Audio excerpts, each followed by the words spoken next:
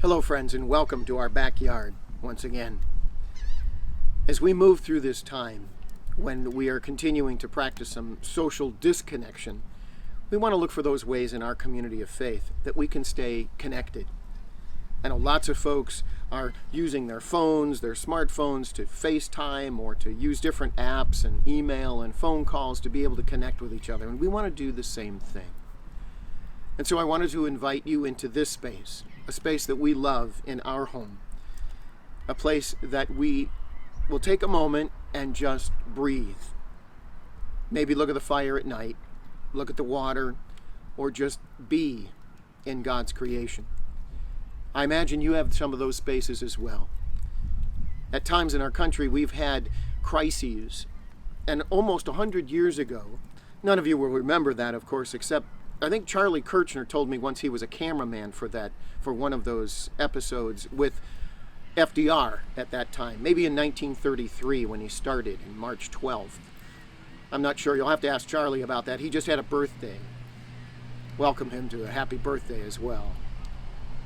But FDR used those fireside chats to talk to the people about what had just happened with that bank holiday that he called for a week when he closed the banks. And then what was currently happening and what might happen going forward. We're in another time where we've had a crisis that's not just come to an individual family or person within our congregation, but it's come to all of us. So many of us now sign up for things we've never had before, grocery deliveries and deliveries from Walmart, and how much they charge for that, and surprisingly, wow, that's really easy. Maybe you've had some of those. Maybe you have looked at other ways in which your life is totally changed. Fireside chats that FDR used was a way that he could connect with the people in a more informal way and to talk about those things which were really bringing in a human element. How all of this crisis has affected all of us, and yet where we can find a moment, a time to breathe, a space to just be, a place where we can get out of being in such close quarters and we can be with one another, and most of all, with God, who was before all of these crises. Just pick one and name one, and will be after.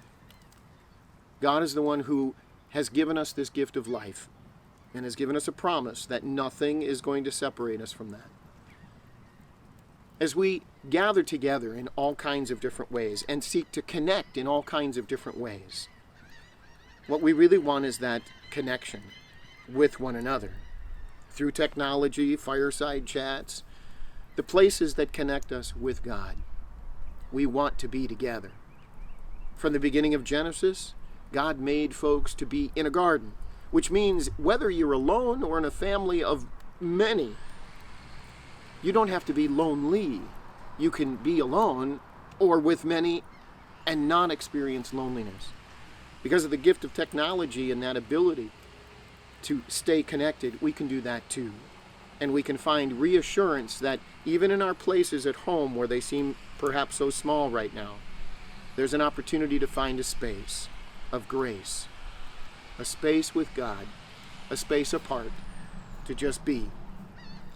On such a beautiful evening in Florida, in April now, I wanted to sit next to the fire here while I watch the snow fall around in my backyard here. Okay, fine, April Fools. We don't have to be separated in all kinds of ways. We can still be who we are. I'm going to be doing some of these fireside chats, if you will, to be able to help connect us, to talk about how we might deal with what's happening in the community and in the world, and how we might be able to reach across that divide of social distancing to bring social connecting. I'm hoping that you'll join me. These will be occasional. We'll talk at some times about specifics. What do we do when the finances aren't there? What do we do when our job isn't there? What do we do when we can't reach out and hug and touch and love the people that are right near us? Come and join. You can download these at any time.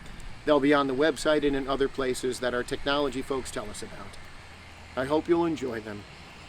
And I hope I'm able to do a good job before the fire goes out and the smoke kind of gets me as it's doing now.